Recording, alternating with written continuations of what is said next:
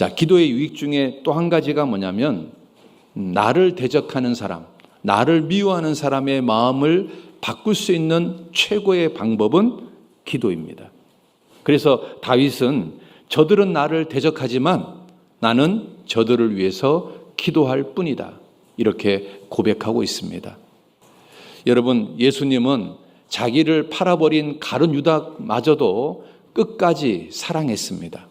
어째서 그런 게 가능할까요? 바로 예수님은 아침 저녁으로 기도하면서 자기 제자들 중에 자기를 팔 사람까지도 끝까지 사랑하는 마음을 갖게 됐습니다. 여러분, 사울왕은 다윗을 죽이려고 13년 이상을 괴롭혔습니다. 그런데 다윗은 끝까지 사울왕을 용서하고 미워하지 않았습니다. 그리고 사울왕이 죽었을 때 정말 어떤 사람보다도 슬퍼했던 사람이 다윗입니다. 왜 다윗은 그렇게 슬퍼했을까요? 왜 사울왕을 미워하지 않았을까요? 바로 오늘의 본문처럼 다윗은 사울왕을 위해서 계속 기도했기 때문에 그렇습니다. 여러분, 누군가가 나를 미워할 때 나도 그 사람을 미워하는 게 쉽습니다. 그런데 누군가가 나를 미워할 때 나는 그 사람을 용서하고 사랑하는 것은 이건 어려운 일입니다. 그런데 그런 기적이 누구에게 임하냐면 기도하는 사람에게 임하는 겁니다. 기도의 유익이 뭔지 아십니까? 나를 미워하는 사람조차도 용서할 수 있고 사랑할 수 있는 마음이 생긴다는 겁니다. 어떤 사람은 이렇게 말합니다. 왜 그렇게 그리스도인들은 무력하냐? 이슬람 종교처럼 코란경처럼 눈에는 눈, 이에는 이, 이렇게 맞대응을 해야지 왜 그렇게 무기력하게 기도만 하는 거냐, 이렇게 말하는 사람도 있을 겁니다. 그런데 여러분 있잖아요, 우리가 그 사람을 눈에는 눈, 이에는 이 하면 그 사람을 잃어버리게 됩니다. 그런데 그 사람을 위해서 기도해서 그 사람 마음이 바뀐다면 우리는 친구를 얻게 되는 겁니다. 한 사람을 잃어버리는 것하고 한 사람을 친구로 만드는 것은 여러분 다르지 않습니까? 여러분, 나를 미워하는 사람이 있습니까? 나를 싫어하는 사람이 있습니까? 나도 그 사람이 왠지 부담스럽고 미운 마음이 올라옵니까? 그렇다면 기도하십시오. 기도하면 먼저 내 마음에서 미워하는 마음이 사라질 겁니다. 그리고 이 마음이 전달이 되어서 그 사람도 나를 미워하는 마음이 없어질 겁니다. 그리고 또 하나는 내가 그 사람이 나를 미워한다고 해서 내가 똑같이 미워하지 않습니까? 그러면 여러분 있잖아요, 하나님의 복이 임하는 게 아니라 하나님의 저주가 임한다는 겁니다. 시편 109편 17절입니다. 같이 읽어봅시다. 저가 저주하기를 좋아하더니 그것이 자기에게 임하고 축복하기를 기뻐 아니하더니 복이 저를 멀리 떠났으며 또 저주하기를 옷 입듯 하더니 저주가 물같이 그 내부에 들어가며 기름같이 그 뼈에 들어갔나이다. 다윗은 이걸 깨달은 겁니다. 저 사람이 나를 미워하는데 내가 똑같이 눈에는 눈, 이에는 이 하고 미워하고 판단하면 하나님의 복이 임하는 게 아니라 하나님의 저주가 임한다는 것을 다윗은 깨달은 겁니다. 그래서 저 사람이 나를 미워할지라도 나는 저 사람을 위해서 기도하고 저 사람을 용서해야 되겠다. 그것이 내가 하나님 앞에 복받는 비결이다. 여러분, 베드로전서에 이렇게 되어 있습니다. 악을 악으로, 욕을 욕으로 갚지 말고 도리어 복을 빌라. 그 사람을 위해서 복을 빌어줘라. 그 사람을 위해서 기도해줘라. 그렇게 말씀하고 있습니다. 여러분, 기도의 유익이 뭔지 아십니까? 원수를 용서할 수 있는 마음이 생긴다는 겁니다. 그리고 더 나아가서 그 사람의 마음도 바뀔 수 있다는 겁니다. 그리고 기도의 유익이 뭐냐면 기도하면 주님께서 지름길로 인도한다는 겁니다. 기도 안 하면 멀리 둘러갈 수 있는 길을 기도하면 지름길로 인도한다는 겁니다. 여러분 있잖아요, 하나님이 내시는 길은 사람의 눈으로 측량할 수 없고 사람의 눈으로 볼 수도 없습니다. 하나님이 내시는 길은 사람의 머리로 상상할 수도 없습니다. 그런데 기도하는 사람에게는 주님의 길이 보입니다. 그리고 주님의 생각이 보입니다. 기도하는 사람에게만 그게 보이는 겁니다. 여러분, 바둑 18급은 죽었다 깨어나도 생각 못하는 것을 바둑 9단은 하는 겁니다. 그렇지 않습니까? 여러분 있잖아요. 하나님이 바둑 9단이라 해봅시다. 우리는 바둑 18급이라 해봅시다. 우리는 죽었다 깨어나도 하나님의 생각을 알 수 없습니다. 그런데 기도를 하잖아요. 그러면 하나님의 생각이 보입니다. 하나님의 계획이 보입니다. 하나님의 인도하심이 보입니다. 그래서 기도하잖아요. 그러면 하나님이 내 인생을 지름길로 인도해 준다는 겁니다. 그리고 기도의 유익이 또 뭐냐면 지혜가 부족하잖아요. 그러면 기도하면 주님이 지혜를 주십니다. 야고보서에 이런 말이 있습니다. 너희 중에 누구든지 지혜가 부족하거든 모든 사람에게 후히 주시고 꾸짖지 아니하시는 하나님께 구하라. 그리하면 너희에게 주시리라. 저는 직장 생활할 때 이 말씀을 항상 마음에서 믿었습니다.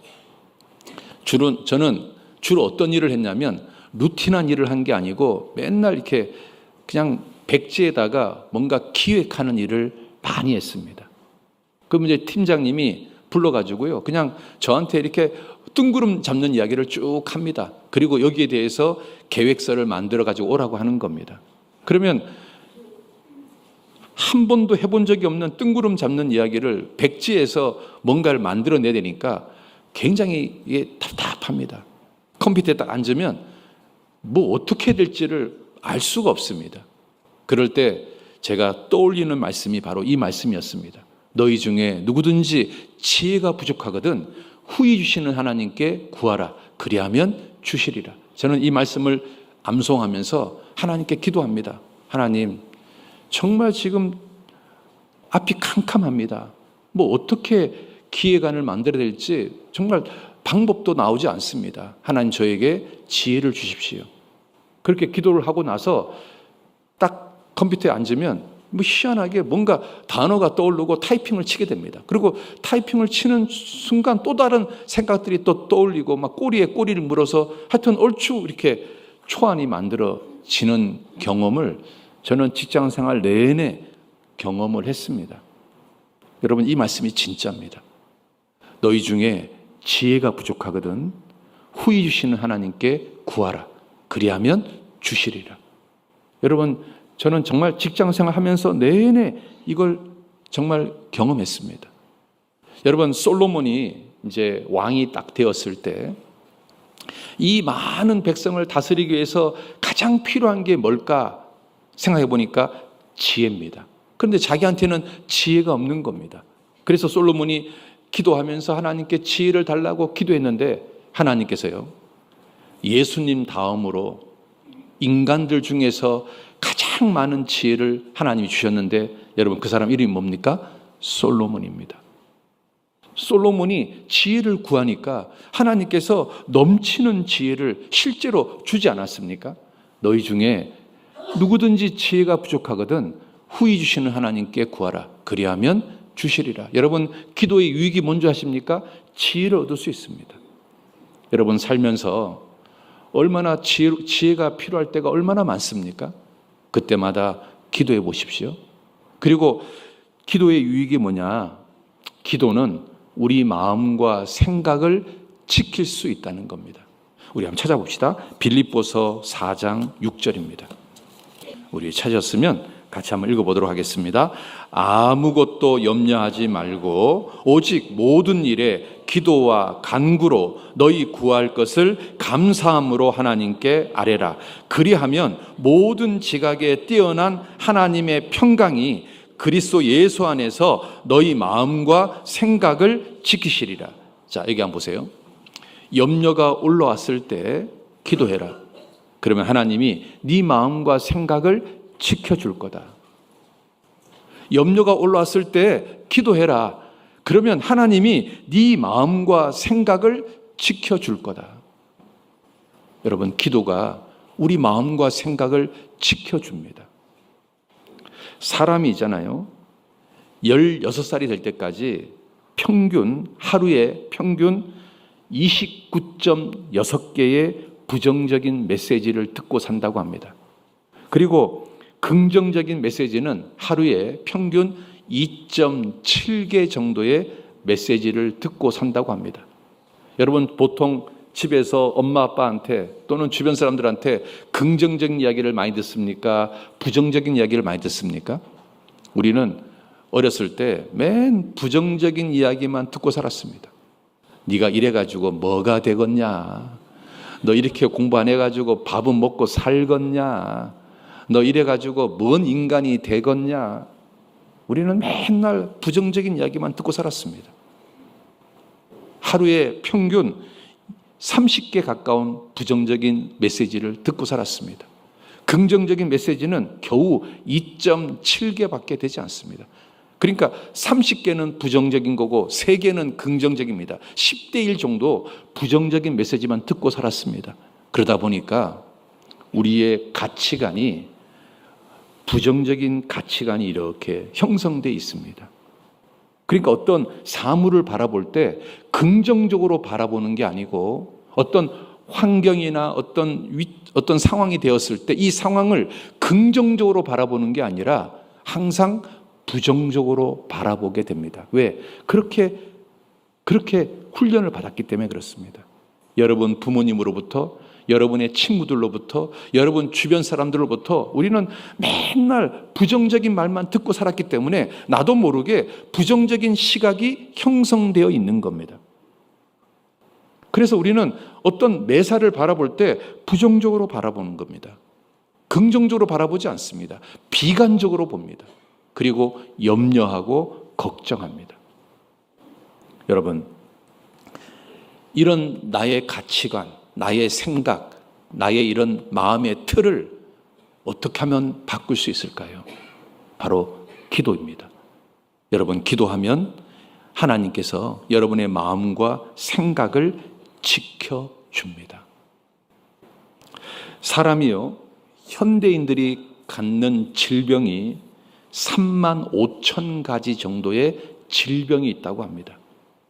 그러니까 우리 현대인들이 앓을 수 있는 그 질병의 수가 3만 5천 개나 된다고 합니다. 굉장히 많죠.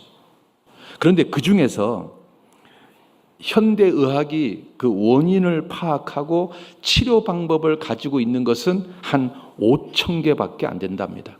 그러면 3만 개는 원인도 모르고 또 치료 방법도 모른답니다.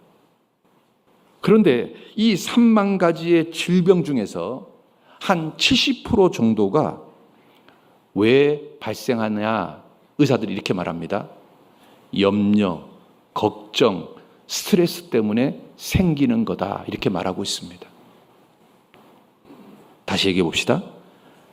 현대인이 앓을 수 있는 질병이 3만 5천 가지인데 그 중에서 치료가 가능한 것은 5천 가지입니다. 3만 가지는 치료를 못합니다. 이 3만 가지 중에서 70%, 2만 1천 가지 정도의 질병은 바로 원인이 뭐냐? 염려, 걱정, 스트레스 때문에 생기는 질병이라고 합니다. 그렇다면 여러분, 염려를 해결할 수 있다면 여러분 장수하지 않겠습니까? 스트레스를 풀 수만 있다면 여러분 장수하지 않겠습니까? 여러분의 염려, 스트레스를 어떻게 풀 수 있겠습니까? 기도하는 겁니다. 기도하면 주님이 여러분 마음과 생각을 지켜줄 겁니다. 여러분 2차 세계대전 때 미군 병사가 35만 명이 전사를 했다고 합니다. 그런데 2차 세계대전 때 미군 병사보다 미군 그 병사를 보낸 부모님들이 더 많이 죽었다고 합니다. 얼마 죽은 줄 아십니까? 100만 명이 죽었다고 합니다. 그러면 왜 미군 자기 아들을 전쟁터에 보낸 부모님이 100만 명이나 죽었을까요? 바로 염려, 걱정, 그 스트레스가 짓눌려 가지고 심장마비가 일어나서 100만 명이 죽었다고 합니다. 여러분 있잖아요. 우리 시대 최고의 질병이 뭐냐? 바로 염려, 걱정, 스트레스입니다. 그런데 그걸 해결할 수 있는 방법이 뭘까요? 그건 기도입니다. 여러분, 기도. 그 미얀마에서 전도했던 미국의 선교사 그 아도니람 저드슨이라는 사람이 있습니다. 이 저드슨이 미얀마에서 복음을 전하는데 너무너무 힘들고 고생을 하는 겁니다. 그래서 정말 마음에 막 좌절이 생기고 낙담이 생기고 미국으로 돌아가고 싶은 마음이 막 올라왔는데 어느 날 그 신문에 자기보다 10배 이상 고생하는데 인도 땅에서 꿋꿋이 복음을 전하는 윌리엄 캐리라는 사람이 있다는 것을 알게 됐습니다. 이 저드슨이요, 거기서 위로를 받습니다.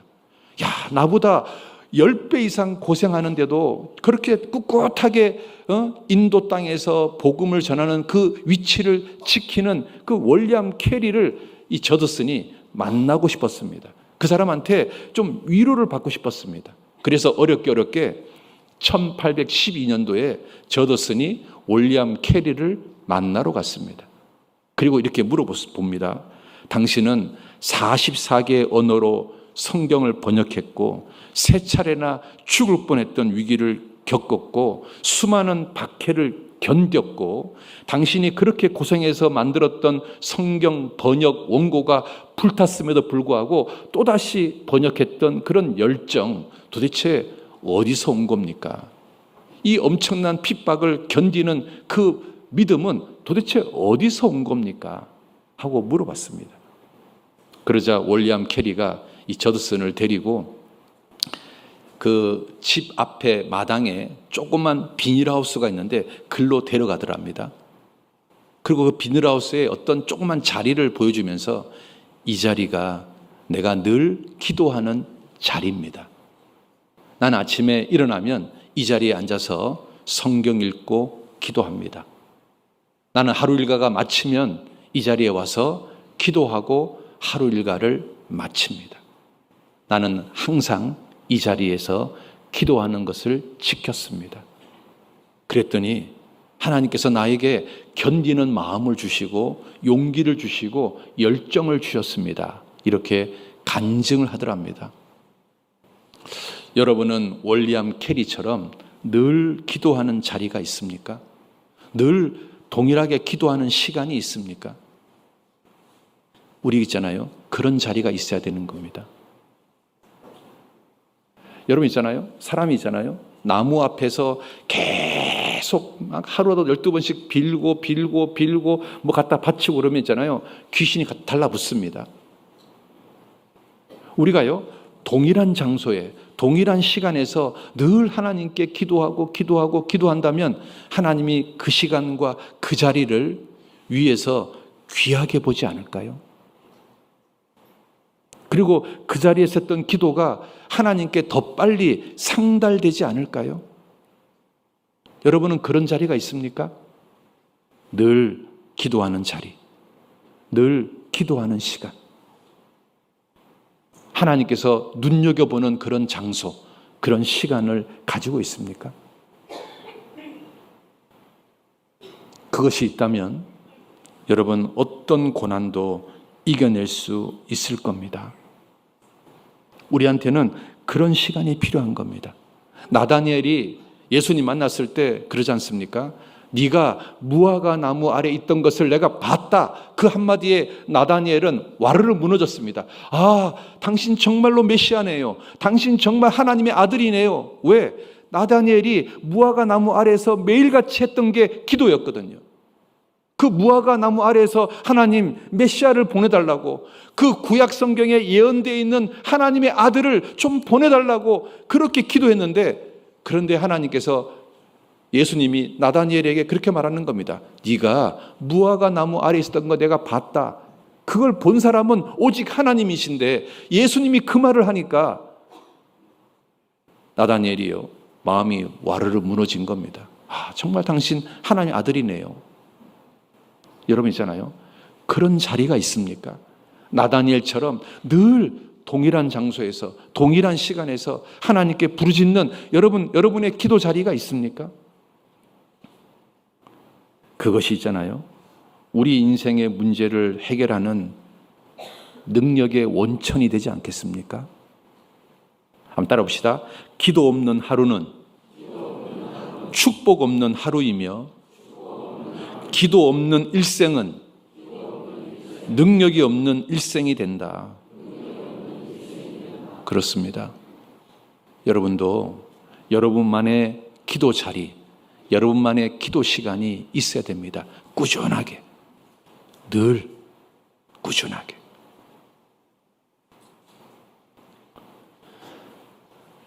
힘들면 있잖아요. 그 자리에서 하나님께 마음을 토하는 겁니다. 하나님, 나 힘들어요. 나 아파요. 나 괴로워요. 나 눈물 나요. 늘 그 하나님 앞에 부르짖는 그 자리에서 여러분 마음을 토하는 겁니다. 그러면 하나님이 여러분 마음을 치료해 줄 겁니다. 질병이 있다면 그 질병도 고쳐주실 겁니다. 하나님이 이렇게 말합니다. 네가 기도하는 나는 단 6일 만에 우주 만물을 창조한 창조주다. 나는 뭐든지 가능하다. 전지전능하다. 너 나한테 네 마음을 토해라. 너 나한테 기도해라. 그러면 내가 네 마음 지켜줄게. 네 생각 지켜줄게. 너의 질병 고쳐줄게. 너의 아픈 마음 위로해줄게. 주님은 우리에게 그렇게 말씀하실 겁니다. 여러분, 그런 기도 자리를 여러분은 가지고 있습니까? 그게 있어야 됩니다. 시편 62편 한번 봅시다. 시편 62편 8절입니다. 같이 한번 읽어봅시다. 백성들아, 시시로 저를 의지하고 그 앞에 마음을 토하라. 하나님은 우리의 피난처시로다. 백성들아, 시시로 그 앞에 네 마음을 토해라. 답답하면 답답하다고 하나님께 기도로 말해보세요. 슬프면 슬프다고 하나님께 기도로 말해보세요. 아프면 아프다고 하나님께 기도로 말해보세요. 정신적으로 우울하면 우울하다고 하나님께 기도로 말해보세요. 하나님께서 듣지 않겠습니까? 하나님께서 치료해 주지 않겠습니까? 하나님은 창조주인데요. 뭐든지 가능하신 분인데 뭐가 안 되겠습니까?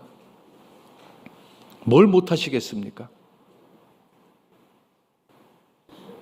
여러분, 하나님께 드리는 기도 자리가 있어야 됩니다. 여러분 있잖아요. 애굽에서 탈출했던 사람이 200만 명이 넘습니다. 성인은 60만 명이 넘습니다. 근데 그 성인 60만 명 중에서 가나안 땅에 들어간 사람은 딱 2명입니다. 여호수아하고 갈렙만이 들어갔습니다. 자, 그렇다면 이제 모세의 뒤를 이어서 후계자가 될 수 있는 사람은 딱 2명입니다. 여호수아하고 갈렙입니다. 그런데 왜 모세의 후계자는 갈렙이 되지 않고 여호수아가 됐을까요? 이유가 뭘까요? 왜 하나님이 여호수아를 쓰셨을까요? 갈렙도 정말 위대한데, 갈렙도 정말 성경을 보면 정말 너무너무 놀라운 분인데 왜 하나님은 갈렙 말고 여호수아를 사용했을까요? 여러분, 첫 번째 원인이 뭔지 아십니까? 여호수아는 기도하는 사람이었다는 겁니다. 우리 출애굽기 33장 봅시다. 출애굽기 33장. 출애굽기 33장 11절입니다. 같이 읽어봅시다. 사람이 그 친구와 이야기함 같이 여호와께서는 모세와 대면하여 말씀하시며 모세는 진으로 돌아오나 그 수종자 눈의 아들 청년 여호수아는 회막을 떠나지 아니하니라. 자, 이 말씀을 우리 시대 버전으로 이렇게 설명할 수 있습니다. 성막에서 여호수아와 모세가 같이 있었습니다. 그리고 하나님과 대화하는 사람은 모세였습니다. 여호수아는 그냥 옆에 있는 사람이었습니다. 그런데 이제 그 공적인 일이 다 끝나고 나니까 모세는 퇴근해서 집에 갔습니다. 자, 그러면 모세가 퇴근했으니까 여호수아도 뭐 해야 됩니까? 퇴근해야죠. 자기도 가정이 있으니까. 그런데 여호수아는 지금 퇴근했어요? 퇴근 안 했어요? 퇴근은 안 했어요. 그럼 퇴근 안 하고 지금 뭐 하고 있는 겁니까? 여기서 하나님께 기도하고 있는 겁니다. 하나님이 그 모습을 본 겁니다. 여호수아는 기도하는 사람이었습니다. 그래서 하나님께서 모세의 뒤를 이어서 후계자가 될 수 있는 사람을 누구로 쓴 겁니까? 여호수아를 쓴 겁니다. 기도를 많이 하니까 성령이 충만한 사람이 된 겁니다. 민수기 27장 봅시다. 민수기 27장. 민수기 27장 18절 같이 읽어봅시다. 여호와께서 모세에게 이르시되 눈의 아들 여호수아는 신에 감동된 자니 너는 데려다가 그에게 안수하고. 여호와께서 모세에게 말하는 겁니다. 야 모세야, 너 뒤를 이어서 후계자가 될 사람은 여호수아다. 왠 줄 아냐? 저 사람은 신에 감동된 자다. 성령이 충만한 사람이다. 그럼 왜 여호수아가 성령에 충만했을까요? 바로 퇴근하지 않고 기도했던 사람이기 때문에 그렇습니다. 다시 말하면 기도의 유익이 뭔지 아십니까? 하나님께 쓰임받는 사람이 된다는 겁니다. 여러분 기도하십시오. 하나님께 쓰임받는 사람이 됩니다. 여러분 하나님께 쓰임받는다는 말이 의미가 다양합니다. 어떤 사람은 사업이 잘 돼서 물질로 복음을 위해서 쓰임받을 수도 있습니다. 어떤 사람은 달란트가 더 발달이 되어서 그 어떤 달란트 가지고 주님께 쓰임받을 수도 있습니다. 어떤 사람은 구역장이 되고 조장이 되고 교회 어떤 임원이 되어서 또 하나님께 쓰임받을 수 있습니다. 우리가 어떤 모습으로든지 나의 인생이 하나님 앞에 쓰임받는 인생이 되어야 된다는 겁니다. 구원을 받았는데 하나님께 쓰임받지 못한 채 그냥 인생을 보낸다면 이 얼마나 비극적인 겁니까? 여러분 하나님께 쓰임받고 있습니까? 하나님께 쓰임받고 싶습니까? 성령이 임한다는 말을 그 비둘기 같이 임한다 이렇게 이야기합니다. 여러분 비둘기라는 영어 단어가 두 종류가 있습니다. 하나는 피존, 하나는 도브. 여러분 빨래할 때 그 세제 이름이 뭡니까? 피존, 그게 비둘기란 겁니다. 여러분 비누 중에서 도브라는 비누가 있습니다. 그것도 비둘기입니다. 그러면 피존하고 도브하고 차이가 뭔지 아십니까? 피존은 집 비둘기, 도브는 산 비둘기. 그러면 집 비둘기하고 산 비둘기의 차이가 뭘까요? 여러분 집 비둘기는 우리가 옆에 가도 도망도 안 가요. 근데 산 비둘기는 어떻습니까? 우리가 조금만 가까이 가면 날아갑니다. 산 비둘기의 특징은 민감합니다. 자, 그런데 성경에서 성령이 비둘기같이 임한다 할 때 그 비둘기는 집 비둘기일까요? 산 비둘기일까요? 산 비둘기입니다. 도브입니다. 도브. 이 말이 뭔지 아십니까? 성령은 죄에 대해서 민감하다 그 말입니다. 우리가 성령 충만을 받으려면 깨끗해야 되는 겁니다. 우리가 우리 삶 속에 죄를 허용하고 타협을 허용하고 잘못된 것을 허용하면 이 민감한 성령은 우리 삶 속에서 충만함을 주지 않을 겁니다. 근데 우리가 깨끗하게 살고 착하게 살고 거룩하게 살면 성령은 우리에게 충만함을 부어줄 겁니다.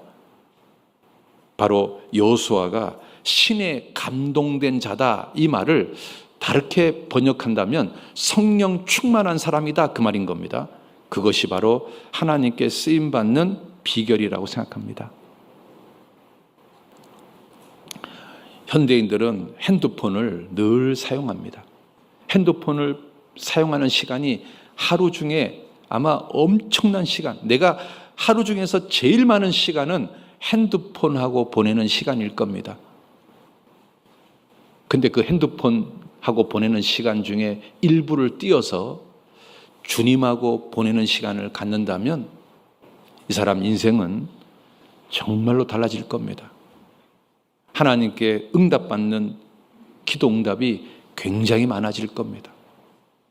그리고 하나님께 쓰임받는 삶이 달라질 거라고 생각합니다. 그래서 우리가요, 어떤 일을 할 때 제일 먼저 해야 될 일은 바로 기도입니다. 보통 사람들은 행동하고 기도하지만 예수님은 먼저 기도하고 행동했습니다. 보통 사람들은 봉사하고 기도하지만 예수님은 먼저 기도하고 봉사했습니다. 예수님은 기도를 먼저 하고 그 다음에 나머지 일을 했습니다. 우리도 예수님처럼 먼저 해야 될 일이 뭘까요? 바로 기도입니다. 근심이 올라옵니까? 먼저 기도해 보십시오. 하나님의 위로가 있을 겁니다. 병이 있습니까? 기도해 보십시오. 하나님께서 여러분의 병을 고쳐 주실 겁니다. 미움과 분노가 있습니까? 먼저 기도해 보십시오. 용서하는 마음이 생길 겁니다.